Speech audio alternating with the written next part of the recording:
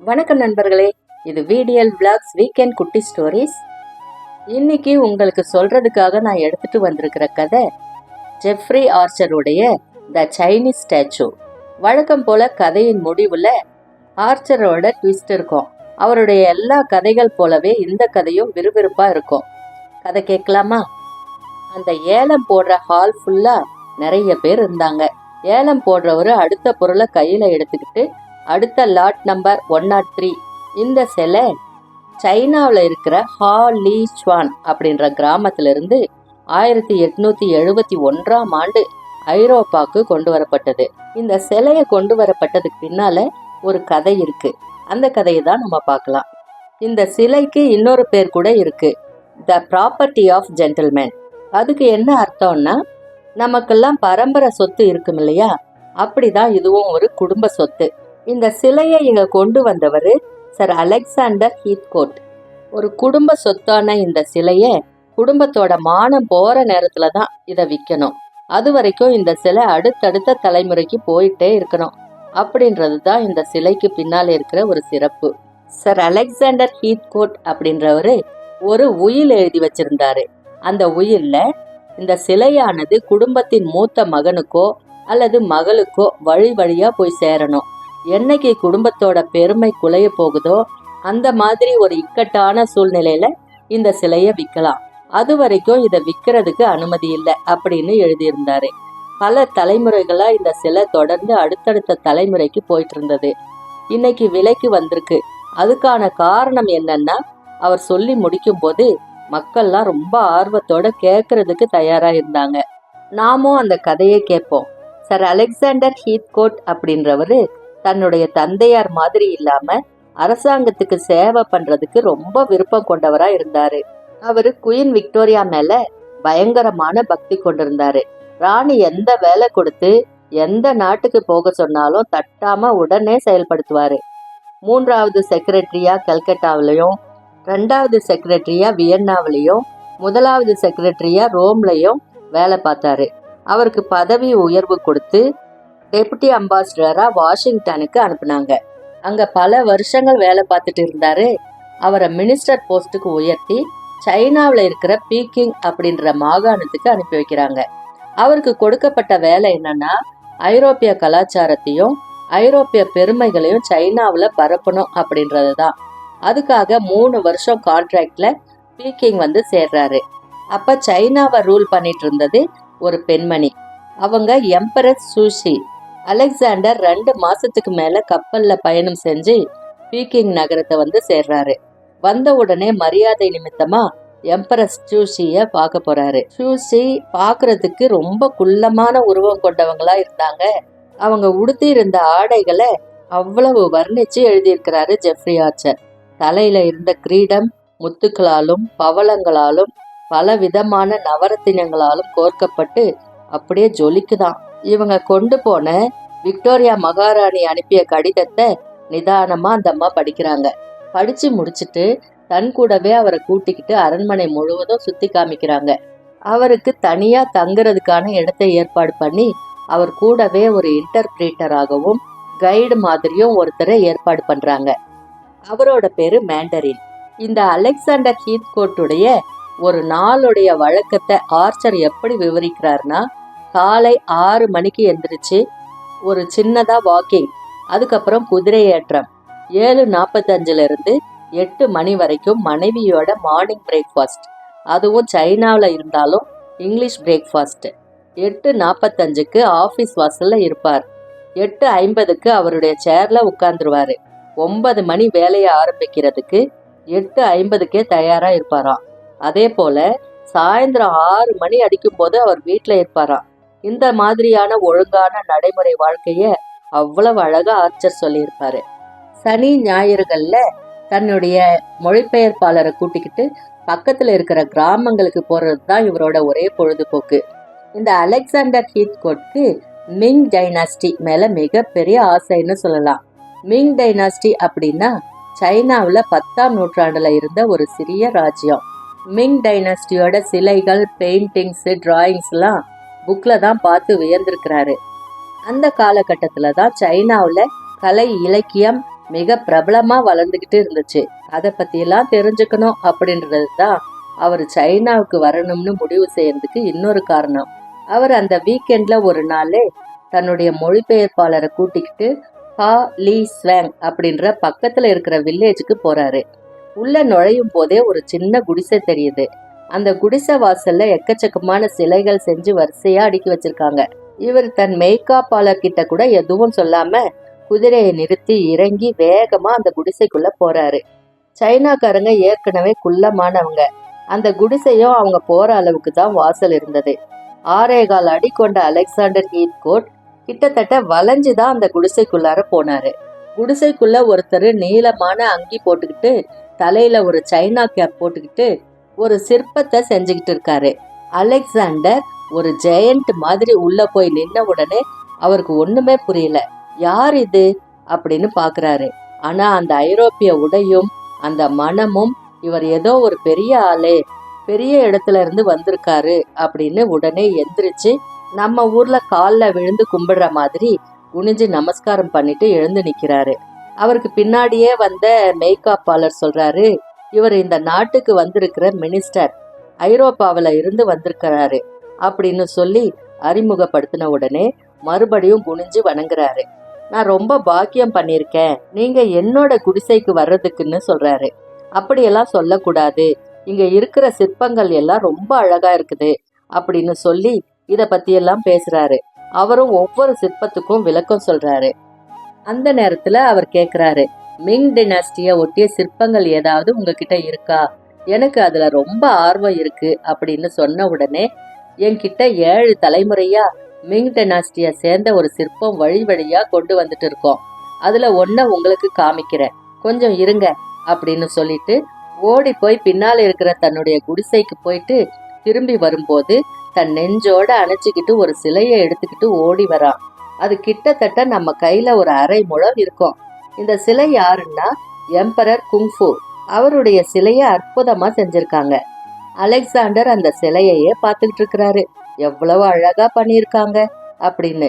இந்த சிலைய நானே வச்சுக்கலாம் போல இருக்கு, இது என்கிட்ட இருந்தா எவ்வளவு நல்லா இருக்கும் அப்படின்னு ஒரு விளையாட்டா சொல்றாரு. உடனே அந்த சிலை செய்யறவர் முகமே மாறி போச்சு. உடனே சமாளிச்சுக்கிட்டு, அதுக்கு என்ன மெஜஸ்டி, நீங்களே வச்சுக்கோங்க அப்படின்னு சொன்ன உடனே, இல்ல இல்ல, நான் சும்மா விளையாட்டுக்கு தான் கேட்டேன், இது உங்களுடைய குடும்ப சொத்து, இத நான் எடுத்துட்டு போக கூடாது அப்படின்னு சொல்றாரு. இல்ல இல்ல, பெரிய பதவியில இருக்கிறவங்க என் குடிசைக்கு வந்ததுனாலயே நான் பாக்கியமானவனா ஆனேன். நீங்க ஆசைப்பட்டு கேட்கும் போது தரலைன்னா நான் பாவம் செஞ்சவனாயிடுவேன். அதனால அந்த பாவத்துக்கு என்ன ஆளாக்காம நீங்க கண்டிப்பா இதை எடுத்துக்கணும் அப்படின்னு சொல்லிட்டு ரொம்ப கெஞ்சி கேட்டுக்கிறான். சரி, நான் எடுத்துக்கிறேன் அப்படின்னு சொல்றாரு.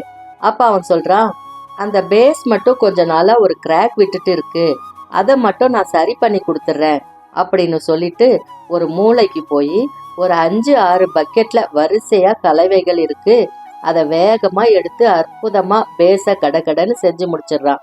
முடிச்சு கொண்டு வந்து கொடுக்கறான். அதை இவர் வாங்கிட்டு ரொம்ப சந்தோஷமா வெளியே வராரு. அப்ப கூட இருந்த மேண்ட்ரின் சொல்றாரு, ஒரு சாதாரண குடிமகன் கிட்ட இருந்து நமக்கு ஏதாவது ஒரு கிஃப்ட் கிடைச்சதுன்னா அந்த வருஷ கேலண்டர் முடியறதுக்குள்ள நாம அவனுக்கு பிடிச்ச ஒரு விஷயத்த செய்யணும். அதுதான் இந்த சைனாவுடைய நடைமுறையில இருக்கிற சம்பிரதாயம் அப்படின்னு சொல்றாரு. அதை கேட்ட அலெக்சாண்டர் சிரிச்சுக்கிட்டே வந்துடுறாரு. வந்து ஐரோப்பாவில் இருக்கிற தன்னுடைய பேங்க்குக்கு ஒரு லெட்டர் எழுதுறாரு. தன்னோட அக்கௌண்ட்ல இருக்கிற சேவிங்ஸை கூடிய சீக்கிரம் எனக்கு சைனாவில் இருக்கக்கூடிய பீக்கிங் அக்கௌண்ட்டுக்கு மாத்துங்க அப்படின்னு சொல்லி எழுதுறாரு. இப்ப மாதிரி ஃபிங்கர் டிப்ல மொபைல்லையே மணி டிரான்ஸ்ஃபர்லாம் பண்ண முடியாது. இது நடந்தது பல 1000 வருஷங்களுக்கு முன்னால. அந்த பணம் அவருக்கு வந்து சேர கிட்டத்தட்ட ஒரு 4 மாசம் ஆகுது. இப்ப அலெக்சாண்டர் என்ன பண்றாருன்னா, அந்த எம்ப்ரஸ் சூகிய போய் பாக்குறாரு. பார்த்து தனக்காக ஒரு வேலையை செஞ்சு கொடுக்கணும் அப்படின்னு ஒரு ரெக்வெஸ்ட வைக்கிறாரு. அந்த அம்மா எல்லா விவரத்தையும் கேட்டுக்கிட்டாங்க. கேட்டுக்கிட்டு கண்டிப்பா செய்யறேன் அப்படின்னு சொன்னாங்க. அது என்னன்னா, அந்த சிற்ப வேலை செய்யறவனுடைய பேர் யாங்லி. அவனுடைய ஆசை என்னன்னு பல விதங்கள்ல இவரு கேட்டு தெரிஞ்சு வச்சிருக்கிறாரு. அவனுடைய ஆசையை நிறைவேற்றணும் அப்படின்றதுக்காகத்தான் எம்ப்ரஸ் சூகிய பார்த்துட்டு பேசினது எல்லாமே. அதுக்கான வேலையெல்லாம் ஒரு பக்கம் போயிட்டு இருக்கு. அப்படியே அந்த வருஷ கடைசியும் வந்துருது. அந்த வருஷ கடைசியில மறுபடியும் தன்னுடைய மொழிபெயர்ப்பாளரை கூட்டிக்கிட்டு அந்த கிராமத்துக்கு போறாரு. இப்ப வாசல்லையே யாங் லீ உட்கார்ந்துருக்காரு. இப்ப இன்னும் கொஞ்சம் வயசான மாதிரி தெரியறான். ஆனா இப்பவும் ஒரு சிற்பத்தை பண்ணிக்கிட்டு தான் இருந்தான். அவனுடைய மகன் அந்த சிற்ப தொழில் எடுத்து நடத்துறதுக்கு தயாரா அப்பா கூட அவனும் இருக்கான். அமைச்சர் போய் இறங்கின உடனே அவன் எந்திரிச்சு வணக்கம் வைக்கிறான். ரொம்ப சந்தோஷப்படுறான். அப்ப இவர் சொல்றாரு, நான் உன் கடனை தீர்க்க வந்திருக்கிறேன் அப்படின்னு. கடனா? என்ன இது அப்படின்னு ஆச்சரியமா கேக்குறான். ஆமா, நீ எனக்கு கொடுத்த சிலைக்கு நான் உனக்கு கடன் பட்டிருக்கேன் தானே, அந்த கடனை உனக்கு திருப்பி கொடுக்க வந்திருக்கேன் அப்படின்னு சொன்ன உடனே, ஐயோ கடவுளே, கடன் வாங்கினேன்னெல்லாம் நீங்க சொல்லலாமா? எவ்வளவு பெரிய அமைச்சர் நீங்க! நான் கொடுத்த ஒரு சின்ன விஷயத்த கடன்னு சொல்லி என்னை பாவம் பண்ணவனா ஆக்குறீங்க அப்படின்னு சொல்றான். இல்ல, உனக்கு பிடிச்ச ஒரு விஷயத்த நான் செய்யறதுக்காக வந்திருக்கேன், நீ என் கூட வா அப்படின்னு கூப்பிடுறாரு. இல்ல இல்ல அப்படின்னு மறுக்கிறான். அவனை வலுக்கட்டாயமா கூட்டிக்கிட்டு 10 கிலோமீட்டர் குதிரையில மலைப்பாங்கான ஒரு பகுதிக்கு போறாங்க. அதுக்கப்புறம் 2 கிலோமீட்டர் நடந்து போறாங்க. அங்க ஒரு அழகான மலை உச்சியில ஒரு அழகான ஒரு குட்டி பங்களா ஒண்ணு கட்டப்பட்டிருக்கு. வாசல்ல 2 சிங்கம் 2 பக்கமும் வாயை திறந்த மாதிரி வடிவமைக்கப்பட்டிருந்தது. அந்த இடத்துக்கு போன உடனே, இந்த வீடு உனக்காக, உன்னுடைய ரிட்டையர்மெண்ட்டுக்காக கட்டப்பட்டிருக்கு. அவனால நம்பவே முடியல. சுத்தி சுத்தி பாக்குறான். என்னை ரொம்ப கேவலப்படுத்துற மாதிரி இருக்கு. நான் இத உங்ககிட்ட வாங்கிக்கலாமா? நான் இந்த நாட்டை சேர்ந்தவன், வெளிநாட்டுக்காரர்கிட்ட யாசகம் வாங்கலாமா? என்னோட நாட்டுல இருக்கிறதுக்கு உங்ககிட்ட இந்த வீட்டை வாங்கலாமா? இது எனக்கு அவமானம் இல்லையா அப்படின்றான். எனக்கு எது கௌரவம்னா, என் நாட்டு அரசாங்கம் எனக்கு கொடுத்தாதான் என்ன கௌரவப்படுத்தின மாதிரி, அடுத்த நாட்டு அரசாங்கம் எனக்கு கொடுத்தா அது எனக்கு அவமானம், அதனால வேணாம் அப்படின்னு பிடிவாதமா மறுக்கிறான். அப்ப அலெக்சாண்டர் சொல்றாரு, உன்னுடைய நாட்டு அரசாங்கம் உனக்கு கொடுத்த சன்மானம் தான் இது. இதுக்கு நான் எதுவும் பண்ணல. உனக்காக நான் அரசி கிட்ட பேசி உன் ராணி கட்டி கொடுத்ததுதான் இது. அதனால கம்பீரமா இந்த வீட்டுல நீ இருக்கலாம். உன்னோட ஆசை உன்னுடைய முன்னோர்கள் வாழ்ந்த இடத்திலேயே நீயும் வாழ்ந்து இருக்கணும் அப்படின்றது தானே. அதுக்காகத்தான் உன்னோட முன்னோர்கள் வாழ்ந்த இந்த இடத்த தேர்ந்தெடுத்து உனக்கு வீடு கட்டியிருக்கோம். இதுல நீ கம்பீரமா உள்ள போய் இருக்கலாம். இதுல உனக்கு எந்த அவமானமும் இல்லை அப்படின்னு சொல்றாரு. சொன்ன உடனே சந்தோஷமா நிலத்துல நெத்தி பட விழுந்து வணங்கிட்டு உள்ள ஒவ்வொரு இடமா ஓடுறான். ரொம்ப சந்தோஷமா அந்த வீட்டுக்கு அவன் குடி போயிடுறான். அலெக்சாண்டருக்கும் அவருடைய காலம் முடிஞ்சு போயிடுச்சு. 3 வருஷம் ஆயிடுச்சு. கான்ட்ராக்ட் முடிஞ்சு திரும்ப தன்னுடைய சொந்த ஊரான யார்க்ஷயருக்கே வந்துடுறாரு. சைனாக்காரங்க போலவே தான் பிறந்து வளர்ந்த ஊர்லயே தான் ரிட்டையர்மெண்ட் ஆகி தான் இறக்கணும் அப்படின்ற ஒரு ஆசையில அவர் வந்த கொஞ்ச நாள்லயே அவருக்கு ஸ்ட்ரோக் வந்துருது. கொஞ்ச நாள்லயே தூக்கத்திலேயே அவர் உயிர் பிரிஞ்சிருது. அந்த ஸ்ட்ரோக் வர்றதுக்கு முன்னாடியே அந்த சிலைய கொண்டு வந்து தன்னுடைய டிராயிங் ரூம்ல மிக பார்வையான ஒரு இடத்துல வச்சு அதை பார்த்து பார்த்து ரசிச்சுட்டு இருப்பாரு. யார் வந்தாலும் இந்த கதையை சொல்லி சந்தோஷப்படுவாரு. அந்த நேரத்துலதான் ஒரு உயில் எழுதி வைக்கிறாரு. இந்த சிலையானது பரம்பரை சொத்து. குடும்பத்துல பிறக்கக்கூடிய மூத்த மகனுக்கோ அல்லது மகளுக்கோ இது போய் சேரும். அடுத்தடுத்த தலைமுறைகளுக்கு இது போய்கிட்டே இருக்கணும். என்னைக்கு குடும்பத்துடைய பேரு கெட்டு போகும் அப்படின்ற நிலைமை வரும்போது மட்டும்தான் இந்த சிலை விற்கப்பட வேண்டும். அது வரைக்கும் இது தொடர்ந்து வழி வழியா போயிட்டே இருக்கணும் அப்படின்னு உயிலை எழுதி வச்சுட்டு அவரோட 70வது வயசுல இறந்து போறாரு. அவருடைய மகன் ஜேம்ஸ் ஹீத்கோட் தன்னுடைய தந்தையார் மாதிரியே அரசாங்க வேலைகள்ல ஈடுபட்டு அவரும் ஒரு காலகட்டத்துல இறந்து போயிடுறாரு. அவரும் இந்த சிலைய மிக பார்வையான இடத்துல வச்சு அழகு பார்க்கிறாரு. அதுக்கப்புறம் அவருடைய மகன் ரெவரண்ட் அலெக்சாண்டர் ஹீத்கோட், இவருக்கு தன்னுடைய அப்பா மாதிரியோ தாத்தா மாதிரியோ அரசாங்கத்து வேலை பார்க்காம வாரியர் ஆகணும் அப்படின்ற ஆசை வந்துருது. அதனால பல போர்கள்ல கலந்துக்கிறாரு. வேர்ல்டு வார்ல எல்லாம் கலந்துகிட்டு போர் வீரனா இருக்காரு. ஒரு போர்ல யங் கேப்டனா இருந்தவரு டன் கிரீக்ல நடந்த போர்ல அவரு இறந்து போயிடுறாரு. அவருடைய மகன் அலெக்ஸ், அவன் ரொம்ப சின்ன பையனா இருக்கிறான். அவருடைய மனைவி பண்ண தப்பு, தன்னுடைய மகனை சரியா வளர்க்காதது மட்டும் இல்லாம பெரிய செலவாளியாவும் இருந்துட்டாங்க. குடும்பத்துல இருந்த சொத்துக்களை அவங்களே நிறைய செலவு பண்ணி அழிச்சிட்டாங்க. இந்த பையனுக்கு நல்ல பழக்க வழக்கங்கள் கிடையாது, நல்ல வேலை கிடையாது, நல்ல படிப்பு கிடையாது. தான் தோன்றித்தனமா நண்பர்களோட சுத்திக்கிட்டு பணத்தை அளவுக்கு அதிகமா செலவு பண்ணிக்கிட்டு இருந்தான். அப்ப அந்த ஊர்ல கேசினோன்ற ஒரு சூதாட்ட கிளப்ப ஆரம்பிக்கிறாங்க. அதுல அவனுக்கு விருப்பம் அதிகமாயி அந்த சூதாட்டத்துல அவனுடைய சொத்தை எல்லாம் இழக்க ஆரம்பிச்சான். அப்ப ஒரு நாள் இந்த டெப்ட் கலெக்டர்ஸ், கடன் வசூல் பண்றவங்க, அவனுக்கு ஃபோன் பண்றாங்க.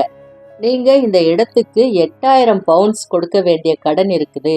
இந்த கடனை 2 வாரங்களுக்குள்ள நீங்க கொடுக்கலன்னா உங்களை நாங்க போலீஸ்ல ஹேண்ட் ஓவர் பண்ண வேண்டியிருக்கோம் அப்படின்னு சொல்றாங்க. அவன்கிட்ட விற்கிறதுக்கு சொத்து எதுவுமே இல்லை. அந்த அளவுக்கு சுத்தமா பணம் இல்லாம ஆயிருச்சு. கடைசியா இருந்தது இந்த சிலை மட்டும்தான். தன்னுடைய தாத்தா எழுதி வச்ச உயில் ஞாபகம் வருது. குடும்ப மானம் போகும்போது மட்டும்தான் இந்த சிலைய விற்கணும்னு. இனியும் இந்த சிலைய விற்காம இருந்தோம்னா நாம ஜெயிலுக்கு தான் போக வேண்டி இருக்கும். குடும்ப மானமும் போயிரும் அப்படின்னு நினைச்சு அலெக்ஸ் இந்த சிலைய ஆன்டிக்ஸ் அப்படின்னு சொல்லக்கூடிய பழைய பொருள்களை வாங்கக்கூடிய கோடவுன் கார்டன்ஸ் அப்படின்ற இடத்துக்கு அந்த சிலையை எடுத்துட்டு போறான். அங்க இருந்த மேனேஜர் இந்த சிலைய பார்த்த உடனே ஆச்சரியப்பட்டு, பிரமாதமா இருக்குதே அப்படின்னு சொல்லி எல்லா பக்கமும் பாக்குறாரு. பார்த்துட்டு அவர் சொல்றாரு, இந்த சிலையின் உண்மையான மதிப்பு போடுறதுக்கு 15 நாள் ஆகும்.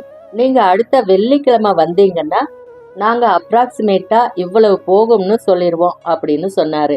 அதை கேட்டதும் அலெக்ஸ் சரின்னு சொல்லிட்டு வர்றான். மனசுக்குள்ள கணக்கு போட்டுட்டே வந்தான். கண்டிப்பா 20,000 பவுண்ட்ஸுக்கு இந்த சிலை போகும். 8,000 பவுண்ட்ஸை அவங்க மூஞ்சில தூக்கி எரிஞ்சிட்டு 12,000 பவுண்ட்ஸை வச்சு இன்னும் சந்தோஷமா இன்னும் கொஞ்ச நாளைக்கு கேசினோ விளையாடலாம் அப்படின்ற எண்ணத்துல வீட்டுக்கு வர்றான். அவன் கடன் வசூல் பண்றவங்க எல்லாரையும் கூப்பிட்டு சொல்லிட்டான், இன்னும் 1 வாரத்துல உங்க பணத்தை உங்களுக்கு செட்டில் பண்ணிடுறேன் அப்படின்னு. அடுத்த வெள்ளிக்கிழமை அந்த மேனேஜரை பார்க்க போறான். இவனை பார்த்த உடனே அந்த மேனேஜர் முகம் சுருங்கி போச்சு.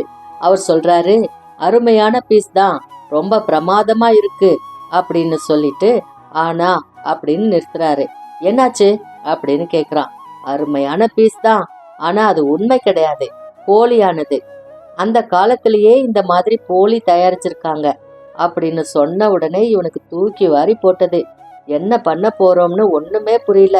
அப்ப இவன் கேக்குறான், என்ன விலைக்கு தான் அது போகும் அப்படின்னு. 700 பவுண்ட்ஸ், மிஞ்சி போனா 800 பவுண்ட்ஸ் அப்படின்னு சொன்ன உடனே இவனால தாங்கவே முடியல. எல்லாரையும் கூப்பிட்டு கடனை திருப்பி கொடுத்துருவேன்னு வேற சொல்லிட்டோம், என்ன செய்யறது இப்போ அப்படின்னு யோசிச்சுட்டு, என்ன விலைன்னாலும் பரவாயில்ல எடுத்துக்கோங்க அப்படின்னு சொல்லிட்டு திரும்புறான். ஆனா அப்படின்னு இழுக்கிறாரு அந்த மேனேஜர். என்ன அப்படின்னு கேக்குறான் கோவமா. அந்த சிலை மட்டும்தான் போலி. அந்த பேஸ் இருக்குல்ல, அந்த பேஸ் மாதிரியான கலவையை யாராலும் இனிமே பண்ண முடியாது. அவ்வளவு அற்புதமான பேஸ். அந்த பேஸ் மட்டுமே 22,000 பவுண்ட்ஸ் போகும் அப்படின்னு உடனே இவனுக்கு அவனோட கண்ணை காதை கூட நம்ப முடியல. சரி அப்படின்னுட்டு அவன்கிட்ட அதை கொடுத்துட்டு சந்தோஷமா திரும்பி வந்தான். அந்த பொருள் தான் இன்னைக்கு ஏலத்துக்கு வந்திருக்கு.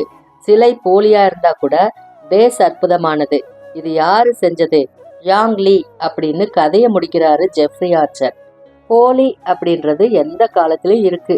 உண்மைக்கும் போலிக்கும் வித்தியாசமே தெரியாத அளவுக்கு பொருட்களை உருவாக்குற அளவுக்கு திறமையான ஆளுங்க அந்த காலத்துல இருந்து இப்ப வரைக்கும் தொடர்ந்து இருந்துட்டு தான் இருக்காங்க.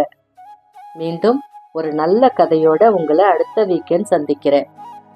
அது வரைக்கும் உங்களிடமிருந்து நன்றி கூறி விடைபெறுவது VDL Vlogs VDL. நன்றி, வணக்கம்.